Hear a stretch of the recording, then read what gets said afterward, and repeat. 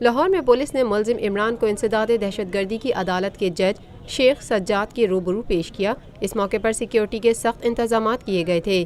سماعت کے دوران پولیس حکام نے تفتیش سے متعلق رپورٹ پیش کرتے ہوئے ملزم کے 15 روزہ جسمانی ریمانڈ کی استدعا کی۔ پولیس نے عدالتی استفسار پر بتایا کہ ملزم نے اعتراف جرم کر لیا ہے اور پولی گرافک ٹیسٹ سے بھی اس کے بیان کی تصدیق ہوئی ہے۔ عدالت کی جانب سے جسمانی ریمانڈ سے متعلق استفسار پر وکیل استغاثہ نے بتایا کہ ملزم 7 دیگر بچیوں سے زیادتی میں بھی ملوث ہے اور اس کے لیے ہمیں اس کا ڈی این اے بچیوں سے ملنے والے ڈی این اے سے میچ کرنا ہے۔ عدالت نے ملزم کے 15 روزہ ریمانڈ کی استدعا مسترد کرتے ہوئے اسے 14 روز کے لیے پولیس کے حوالے کر دیا۔ معصوم زینب 4 جنوری 2018 کو لاپتہ ہوئی۔ 6 روز بعد اس کی لاش شہباز روڈ پر کوڑے کے ڈھیر سے ملی تھی۔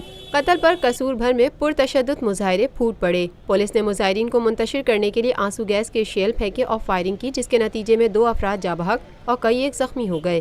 وزیر اعلیٰ پنجاب شہباز شریف نے واقعے کی تحقیقات کے لیے JIT بنائی۔ 600 سے زائد افراد کا DNA ٹیسٹ کرایا گیا۔ چیف جسٹس پاکستان میاں ثاقب نثار نے بھی واقعے کا از خود نوٹس لیا تھا۔